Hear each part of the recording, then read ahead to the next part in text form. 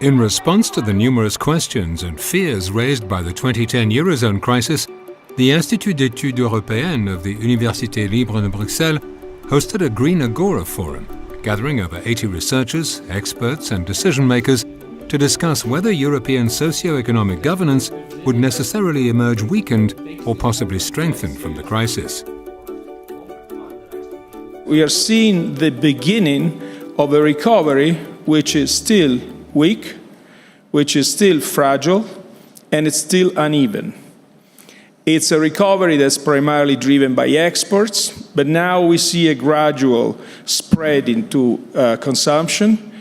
But it's a recovery upon which we have a very high unemployment rate, over 12%, which indeed has stabilized, but it remains very high. The crisis hit quite dramatically in many areas.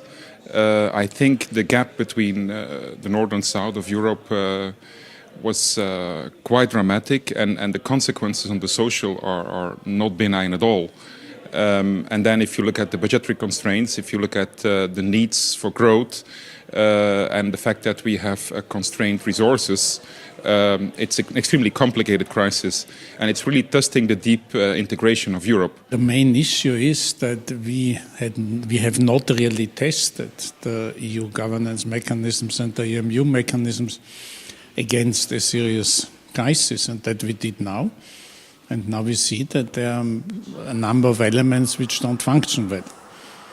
And I would highlight the fact that we have a monetary union, but we have too little political union and too little union in action to help the countries which are in crisis, and that is something one needs to correct.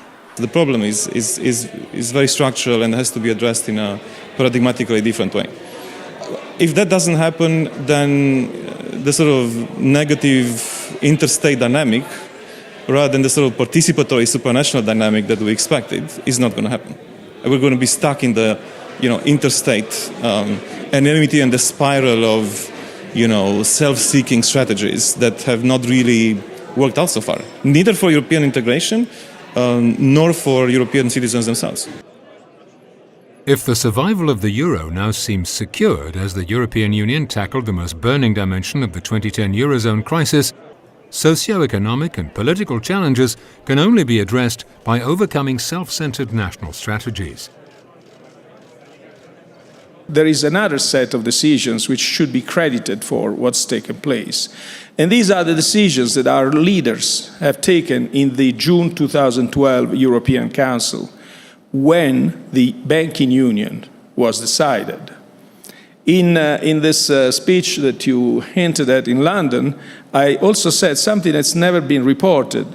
I said that the markets were vastly underestimating the amount of political commitment that our leaders have placed in making the euro a success. We are about to revise the very weak architecture of the European Monetary Union by complementing the monetary union with a true economic union. Secondly, by establishing a mechanism of enhanced social and political legitimacy. As the relative situation of the individual member states changes over time, necessities, divisions and priorities change. For the hoped-for solidarity to crystallize, a widely shared understanding of these evolving political and social fault lines is needed. This implies a common reading of the unsustainable imbalances facing the various national economies within the European Union. A first set of countries, amongst which the programme countries, have seen harsh austerity policies allow for their national accounts to balance out. They now face a steep growth challenge.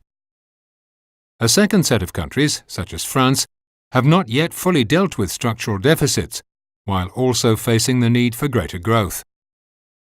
A third set of countries is far from balanced accounts, as their excesses have remained unchanged or even increased, which has come to weigh on the continent's overall growth prospects. There's a recent study out by the OECD, Mario, it's called a Reform Champion study, that looks at all the OECD members as to who has done the most reforms in recent years. And the top 4 countries are, in fact, the program countries: Greece, Spain, Portugal, Ireland, and Cyprus follows pretty quickly. What you may also not know, the last country on that list is essentially Germany. Macro imbalances remain, and what was initially mainly a financial crunch has now metastasized into broader social and political unrest.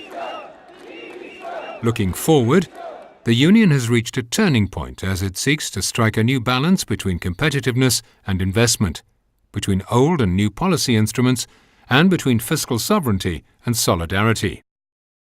There are underlying weaknesses, in particular on the labour markets and in terms of regulations on the labour markets, and certainly as well a question of costs with social protection spending in Europe, which is very high. Prior to the crisis, European welfare states were facing challenges for several decades with aging populations. In addition to that, challenges of fiscal consolidation, further dynamic related to labor markets, where countries that had low rates of low employment rates, they launched initiatives to increase employment rates, and mainly through atypical contracts, creating labor market dualization. The crisis has had an important impact on the governance of the European Union, and a new set of tools has been established with a macroeconomic imbalance procedure and other mechanisms as part of the European semester process.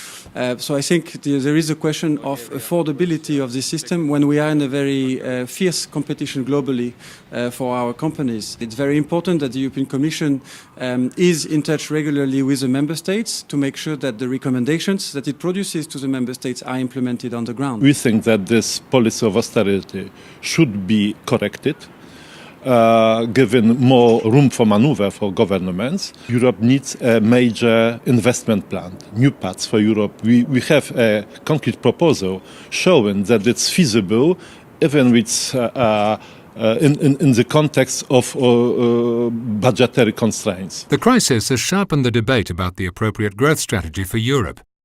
Regardless whether seeking to strengthen the continent's competitiveness or allow for productive investments, Europe needs new suitable policy instruments. In the short term, we need better policies, because right now Europe is stuck with a narrative about growth and employment which doesn't work anymore. We have to look at the situation as it is in Europe today. There are serious problems such as a credit crunch, for instance, very high youth unemployment, and these things need to be tackled within the next 2 years.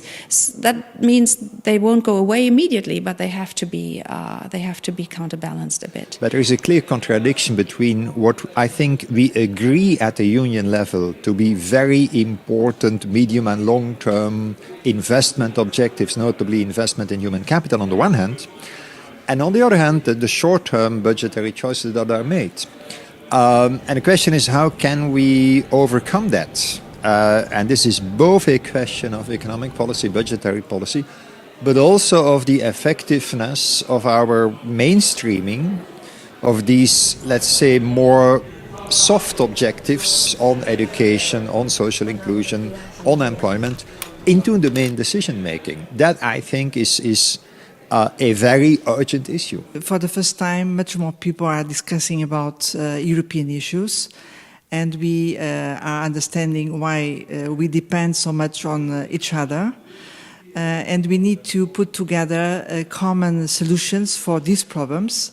I would be in favor of a banking union provided good credit for SMEs to invest and to create jobs, more coordination to improve social standards, environmental standards across Europe.